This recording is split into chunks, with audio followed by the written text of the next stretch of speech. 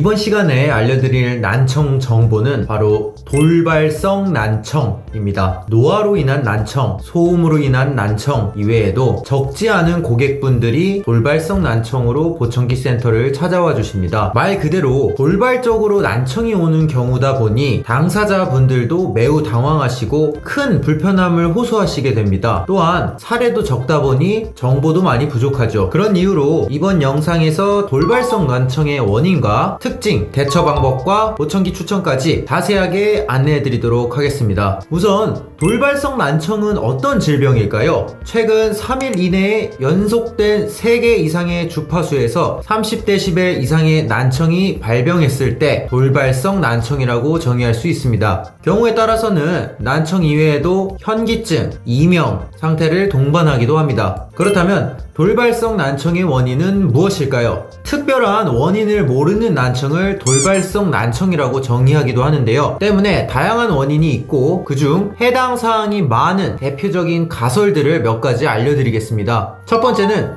몸에 감염되어 있던 바이러스의 활성화로 인한 청력 손실이 원인이 될 수 있습니다. 두 번째는 뒤로 가는 혈액순환의 문제로 공급되는 혈액이 적어지면서 청력이 떨어질 수 있습니다. 세 번째는 자가 면역성 질환으로 청신경 쪽에 염증 반응이 생기면서 돌발성 난청이 발생하기도 합니다. 즉, 특정할 수 있는 이유가 없이 2-3일 이내에 갑작스럽게 발생하는 것이 특징이다, 이렇게 보실 수 있겠습니다. 돌발성 난청에서 가장 중요한 것은 바로 치료 시기라고 할 수 있는데요. 전조 증상도 없이 갑자기 찾아오기 때문에 귀가 갑자기 먹먹하고 안 들리더라도 스트레스나 컨디션의 문제로 치부하는 경우가 매우 많아서 크게 중요치 않게 여기고 넘어갈 수도 있습니다. 하지만 치료는 빨리 받을수록 예후가 좋다고 말씀드릴 수 있는데요. 보통 난청 발생 후 일주일 이내에 치료가 들어가는 것을 권장드리며 적어도 한 달 이내에는 병원 방문을 하시고 치료가 이루어져야 청력이 조금이라도 되돌아올 확률이 높아질 수 있다고 볼 수 있습니다. 그렇다면 돌발성 난청은 어떻게 치료를 해야 할까요? 가장 좋은 치료 효과는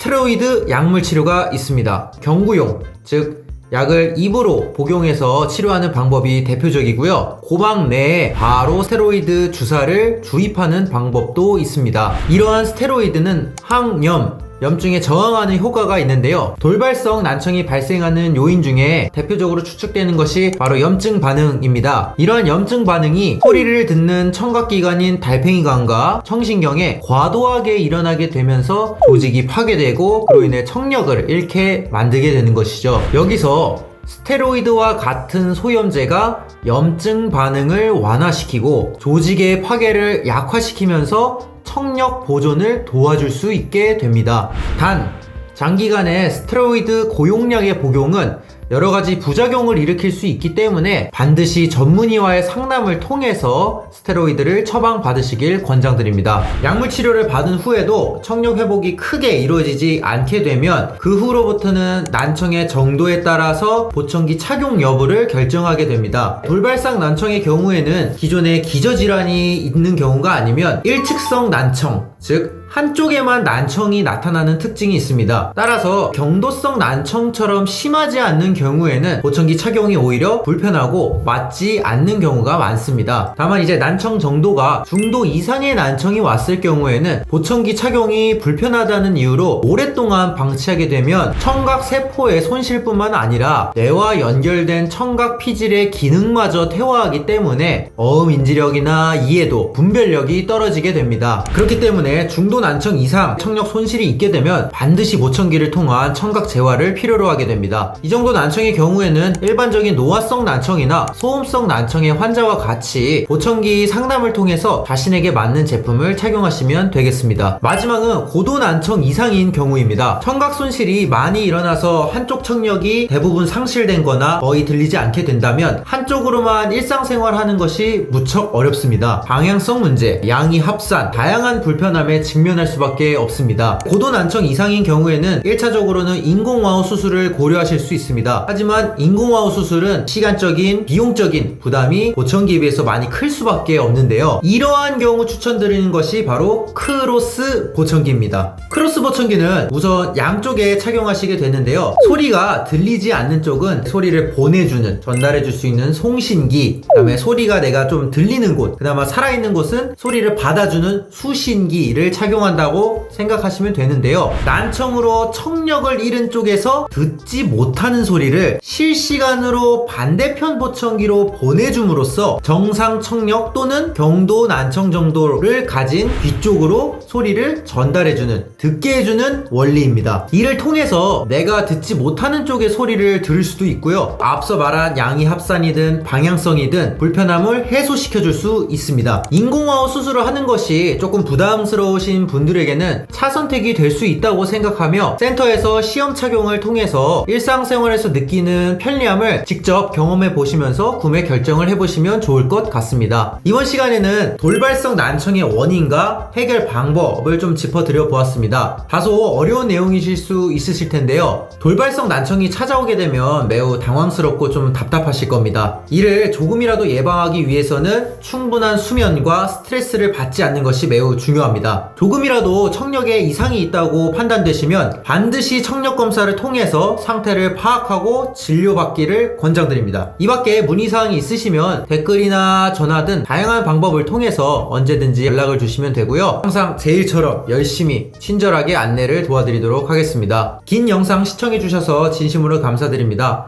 오늘도 좋은 하루 되세요.